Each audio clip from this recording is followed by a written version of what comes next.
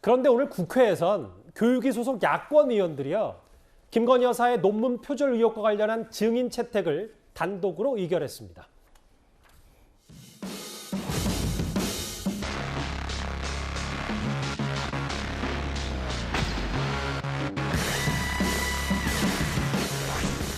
이 안건 자체를 이렇게 처리하시면 안 됩니다. 민주당 의원님들 이렇게 하시는 거 아닙니다.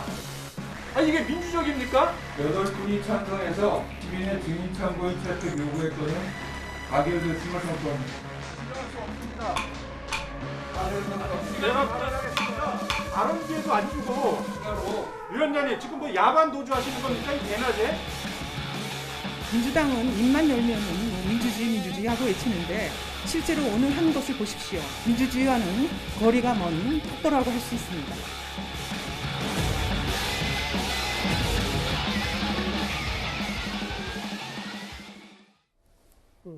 구장차장, 네. 국회 교육위가 국민적 알 권리를 위해서 혹은 이런 건 다수결로 밀어붙여야 된다. 이런 이유로 일단 김건희 여사 논문 표절 의혹 관련해서 증인들 단독으로 의결했는데 어떻게 받아들이세요? 네.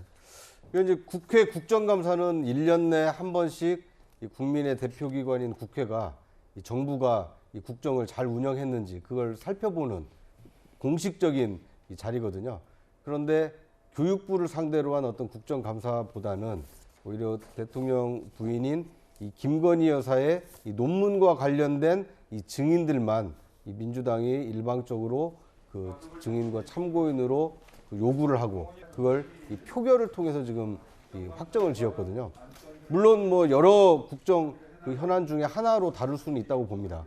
그런데 오늘 저렇게 일방적으로 이 증인과 참고인을 선택하는 것은 국정감사를 김건희 국감으로 만들려는 어떤 정략적 의도가 있는 거 아니냐. 이런 비판에서 자유롭기는 좀 어렵다고 보여집니다.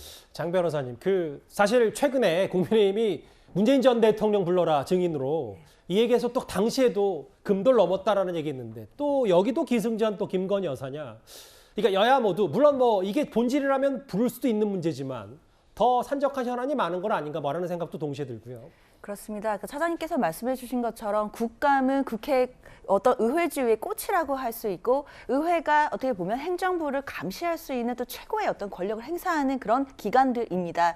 근데 항상 국감이 이런 정쟁의 장, 정쟁의 수단으로 활용되는 것에 대해서는 국민적으로 봤을 때 많은 우려들이 있는 것은 분명합니다.